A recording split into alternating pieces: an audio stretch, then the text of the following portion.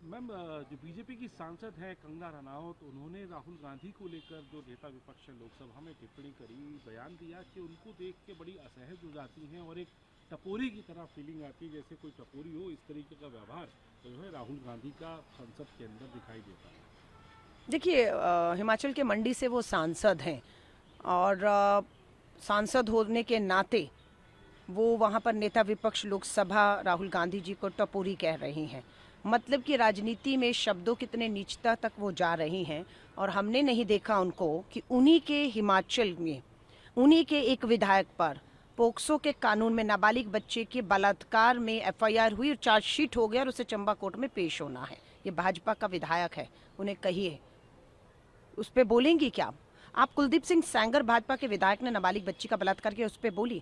आप ब्रजभूषण शरण के ऊपर यौन उत्पीड़न के आरोप लगे, आप बोली। आप पैरोल पर इतने बलात्कारी बाहर आ रहे हैं, बोली? नहीं बोलेंगे, आप बिल्कुल नहीं बोलेंगी, क्योंकि आप उनके साथ खड़ी हुई हैं। और राहुल गांधी जी की अगर बात करेंगे तो भारत जोड़ो यात्रा, भारत जोड़ो न्याय यात्राएं आपने देखी कि राहुल गांधी जी से महिलाएं कितने अपनेपन से मिल रही थी, भावुक हो रही थी, गले मिल रही थी और किसी को असहज महसूस नहीं हुआ। सिर्फ आप ही को क्यों महसूस होता है? सच्चाई यह है कि एक समय पर आपको नशे की बुरी लत थी, आप नशे में रही और उस नशे का असर सालों बाद भी आज लग रहा है कि जा नहीं रहा। उस नशे की जो असर है आज भी आप पर दिखता है कि आप मुद्दों पर नहीं बोलती। आप नेता विपक्ष के लिए इस तरह के शब्दों का जो इस्तेमाल कर रही हैं। मुझे उनके स्वास्थ्य की चिंता होती है, कंगना रनौत के स्वास्थ्य की, और प्रधानमंत्री नरेंद्र मोदी जी से निवेदन करूंगी कि एक राष्ट्रीय स्तर पर राष्ट्रीय नशा मुक्ति आयोग का गठन करें तुरंत और उसका अध्यक्ष अपनी सांसद कंगना रनौत को बना दें, क्योंकि ये लगता है कि नशा छूटा है पर नशे का असर नहीं छूटता है, वो अभी भी है, इसलिए उस तरह की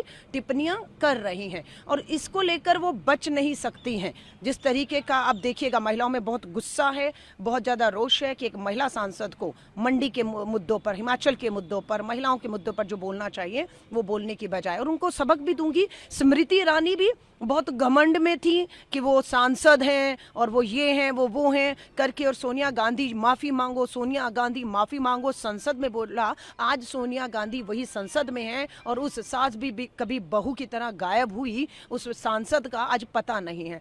तो स्मृति ईरानी के बाद दूसरा जो उनका खाली जगह भरने की कोशिश कंगना रनौत कर रही है, उनका भी हाल वही होगा जो आज स्मृति ईरानी पूरे राजनीति के उससे जो है वो कहाँ गायब हो गई पता नहीं, उसी तरह इनका भी पता नहीं लगेगा। और जिन पे उंगलियां उठा रही हैं वो जहाँ थे वहाँ हैं और वहीं से इस देश की लड़ाई को वो लड़ रहे हैं और आगे लेकर जाएंगे।